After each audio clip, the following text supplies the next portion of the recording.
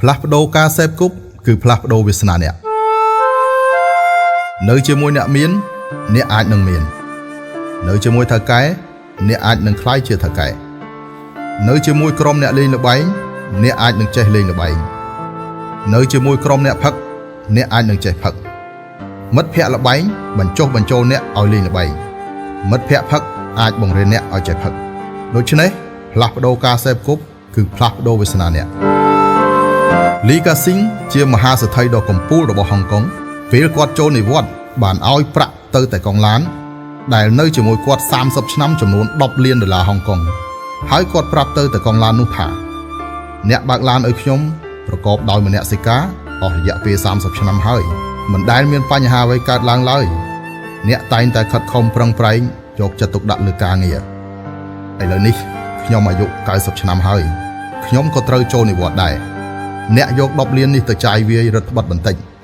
ដើម្បីចាយឲ្យគ្រប់ក្នុងជីវិតនេះរស់នៅរីករាយនឹងជីវិតមួយនេះចុះគាត់ស្មានតែកងឡានទទួលយកនិងអរគុណគាត់ពីព្រោះប្រាក់ខែតែកងឡានតែ20,000ហុងកុងតែប៉ុណ្ណោះប៉ុន្តែកងឡានបដិសេធដោយនិយាយថាលោកថៅកែខ្ញុំមានឱកាសបានបើកឡានជូនលោកអស់រយៈពេល30ឆ្នាំនេះគឺជាភាពរីករាយរបស់ខ្ញុំហើយខ្ញុំបានរៀនចេះច្រើនរាប់មិនអស់ពីលោកថែមទាំងបានរៀនពីហេតុនិងផលនៃការធ្វើជាមនុស្សអាចបើកឡានជូនលោកថៅកែគឺជាសេរីរុងរឿងរបស់គ្រួសារខ្ញុំពេញមួយចំនួនលុយ$10 លាននេះខ្ញុំមិនទទួលយកទេទ្រព្យសម្បត្តិ1000 លានគឺខ្ញុំមានហើយលោកលីកាស៊ីងបានសួរថាប្រាក់ខែអ្នកតែប៉ុន្មានម៉ឺនសោះហេតុអ្វីអ្នកមានលុយដល់ទៅ1000 លានតែកងឡានឆ្លើយថាលោកថៅកែក្នុងរយៈពេល30ឆ្នាំនេះខ្ញុំតែងតែនៅពីក្រោយលោកប្រជុំលោកនិយាយទូរស័ព្ទលោកនិយាយថាបានភាគហ៊ុនណាឡើងថ្លៃខ្ញុំក៏ទិញតាមលោកបន្តិចបន្តួចលោកថាដីកន្លែងណាឡើងថ្លៃខ្ញុំក៏ទិញតាមលោកដែរដូច្នេះរយៈពេល30ឆ្នាំនេះខ្ញុំមានលុយ1000 លានអ្នកទាំងអស់គ្នាយល់ស្របទេថានៅជាមួយឥន្ទ្រីនឹងចេះហោះហើរដូចឥន្ទ្រីដៃគូមានគុណធម៌និងលើកកម្ពស់ខ្លួនឯង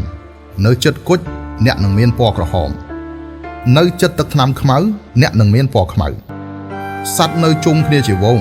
មនុស្សបែងចែកជាក្រុមក្លិនចេញពីផ្កាគឺក្រអូបក្លិនចេញពីបង្គន់ទោះបីបាញ់ទឹកអប់ក៏មិនបាត់ស្អុយដែរដូច្នេះមនុស្សគឺជាផលិតផលនៃបរិស្ថានជុំវិញនៅទីប្រជុំជនរៀនមិនចេះទៅដល់បណ្ណាល័យគឺចង់អានសៀវភៅទៅដល់ KTV គឺចង់ច្រៀងទៅដល់វត្តគឺចង់សមាធិ